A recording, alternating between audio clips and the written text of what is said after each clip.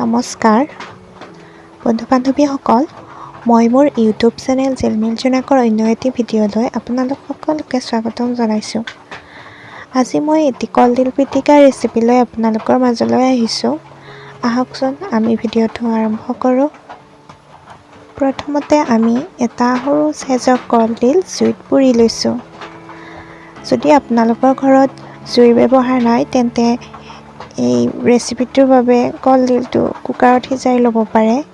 কুকাৰত সিজোৱা কলডিলৰ ৰেচিপিটো মই ভিডিঅ'ৰ শেষৰ ফালে দি দিম, আপোনালোকে সেইফালে চাই থাকক। এতিয়া আমি পুৰি লোৱা কলডিলটো ওপৰৰ বাকলিটো গুচাই ধুনীয়াকৈ ধুই লৈছোঁ। লৈ এইখিনি সৰু সৰুকৈ এনেদৰে কাটি লৈছোঁ। এতিয়া আমি ইয়াতে সোৱাদ অনুসৰি নিমখ দি দিছোঁ। লগতে অকণমান সৰিয়হৰ তেল আৰু সৰু সৰুকৈ কটা কেঁচা জলকীয়া আৰু পিঁয়াজ দি এইখিনি ধুনীয়াকৈ পিটিকা কৰি ল'ম।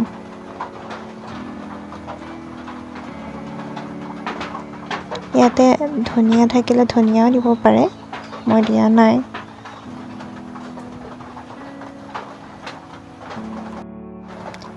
এয়া আমাৰ পুৰি লোৱা কলডিলৰ পিটিকা ৰেচিপিটো হৈ গ'ল।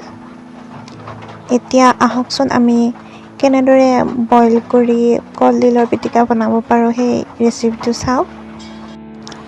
ৰেচিপিটোৰ বাবে আমি এটা কলডিল লৈ লৈছোঁ। এই কলডিলটো অকণমান ডাঙৰ চাইজৰ হ'লেও কোনো কথা নাই।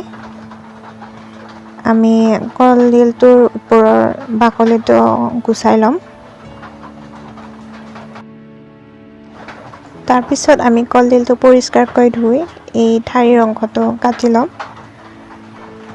এয়া তাৰপিছত আমি কলডিলখিনি এনেদৰে সৰু সৰুকৈ কাটি লৈ এটা কুকাৰত অকণমান পানী দি এইখিনি সিজিবলৈ দি দিম।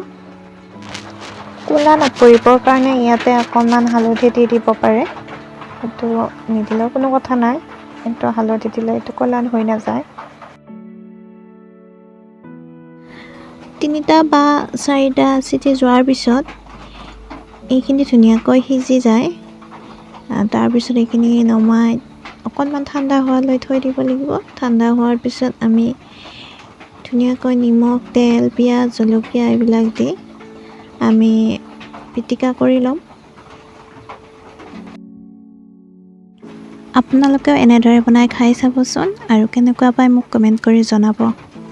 লগতে মোৰ ভিডিঅ'টো লাইক, শ্বেয়াৰ আৰু মোৰ চেনেলটো ছাবস্ক্ৰাইব কৰি দিব। ধন্যবাদ।